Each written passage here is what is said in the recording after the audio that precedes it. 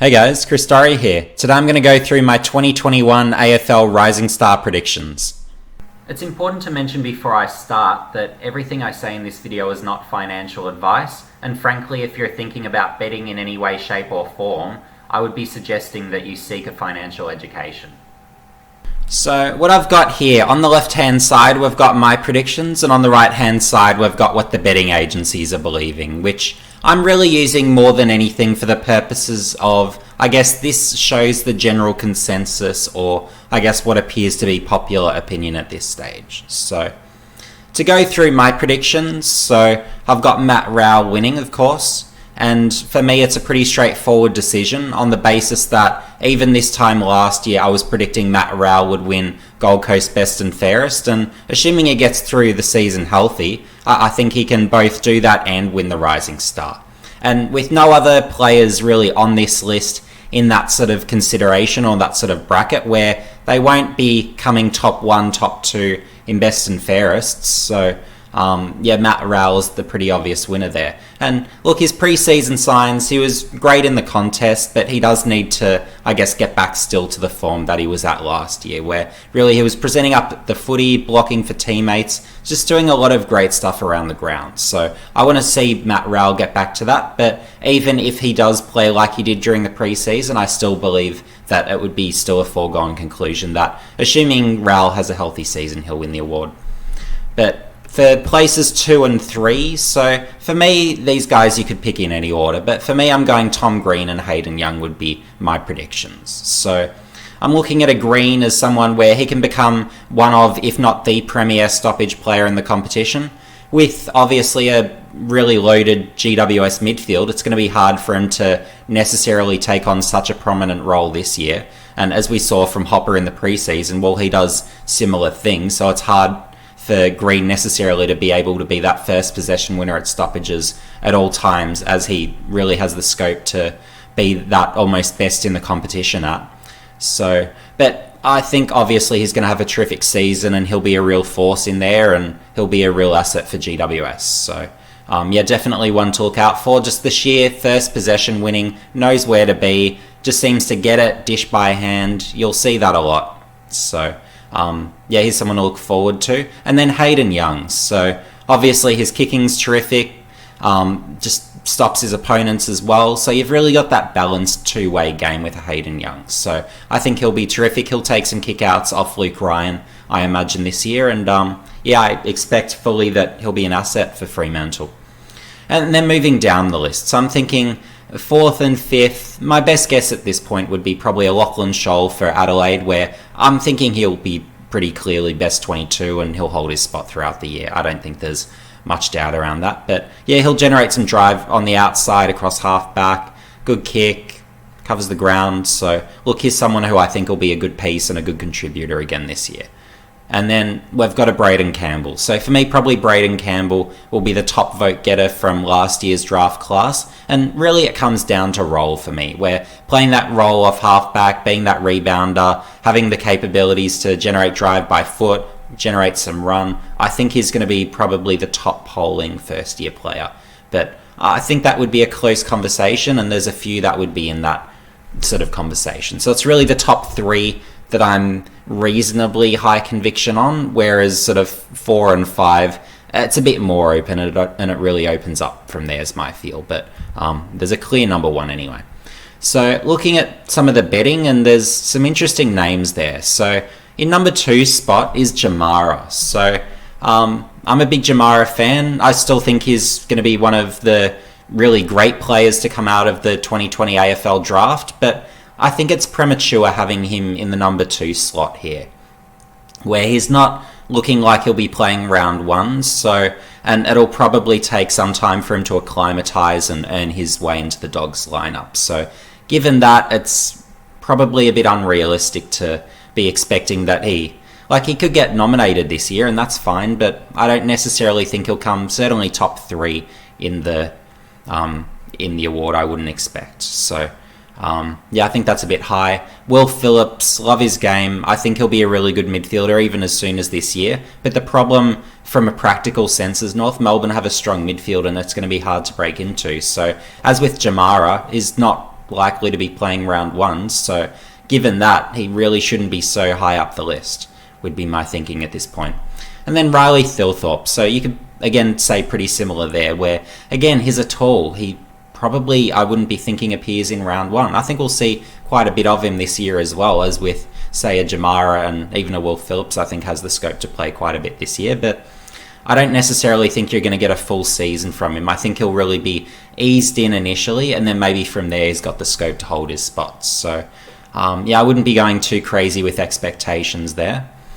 And then obviously Young, Scholl, they're good value picks there, where they probably should be higher up the list. Elijah Hollands, look, we won't be seeing him for the first half of the season, so again, it's a bit irresponsible probably having him this high up the list at this stage. It'll be hard to sort of see him having much of a year this year. It's more when he comes back, probably more so next year, I think will be the year where he starts to really show good signs at AFL level that he'll be a good player. Moving down, Brody Kemp, again, he's hurt, so what's he even doing on this list? So some interesting names, and it doesn't seem like the betting agencies know too much about who are the guys that are going to be playing much footy this year. Lachlan Jones for Port Adelaide, I think he'll be getting games, but the question is just how soon.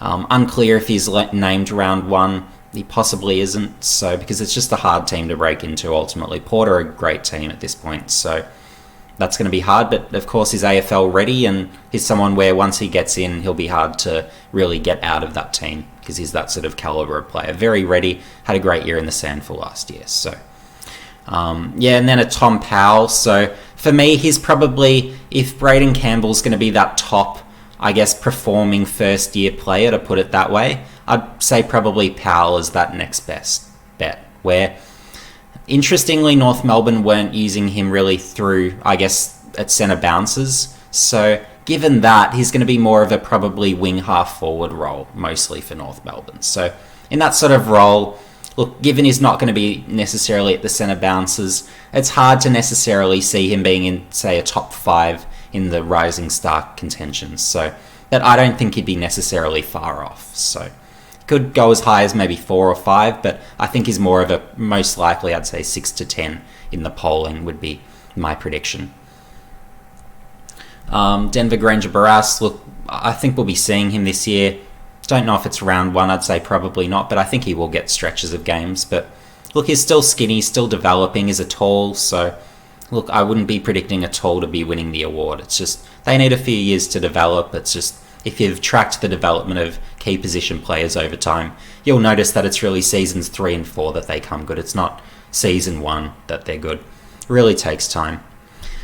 Dylan Stephens, look, he could probably be higher on this list and he'd be a top 10 contender. Obviously, he needs to have a best 22 spot, but I think he can have that best 22 spot and have another good year this year. So we'll see how that goes, but I think he's still a good piece for Sydney.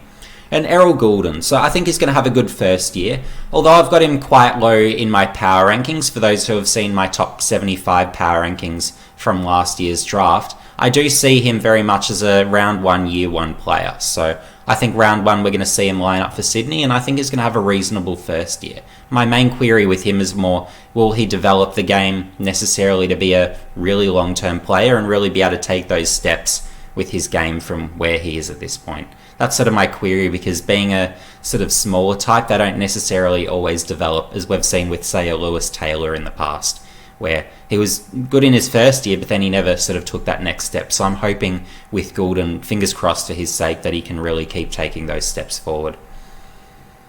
So Logan McDonald. So for me, it's probably surprising seeing him this low. I think he probably comes top 10 in the Rising Star, and I would be saying he's probably going to be the first ranked of the talls. And if you saw his game against GWS, sort of, I guess, having this opinion shouldn't really be surprising, where he played really good footy. He looked like a clear round 1 sort of quality player. So I think Sydney should be picking him round 1. Whether they do, we'll have to wait and see, but I think they should be picking him round 1. And given that performance, I think he's going to have a good year. And he'll have his ups and downs for sure, but I think he's going to play a really good he's going to have a really good year. And having the ground level craft, having the endurance to cover the ground, I think he's going to find quite a lot of it. His conversion in front of goal is going to be good. And as long as he gets stronger, and if his marking is strong enough at AFL level, I think he'll do pretty well. And I think he'll just find a way to adapt, given what he was doing against men in the waffle last year and leading the goal kicking for much of the year. So I think he's very much ready. So moving on from there, you've got a Luke Jackson. So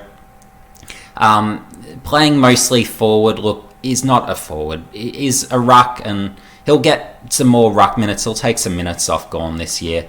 So that's where he's going to play his best footy. But yeah, as a forward, look, he'll fly at the ball, but he's not a forward. And I think people are going to discover that this year, where, look, it's not his preferred position. He's not great there. So be wary of that. So given that, I don't really see him as a realistic contender. Gawn would have to be out for the year to really see a Luke Jackson really rise up these sort of rankings.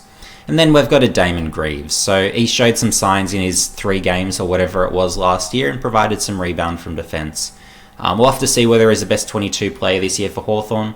He's got a good chance of establishing himself in that sort of role, but where should he be on this list? Look, I think he's probably placed around where he should. So thanks for watching, guys, and if you enjoyed this video, make sure you give it a like, and if you haven't already, make sure you subscribe and hit the notification bell for future updates. And yeah, let me know in the comments section below.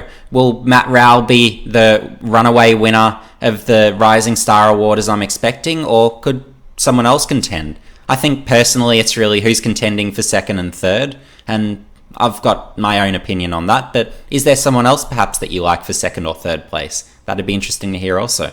But anyway, see you in the next video.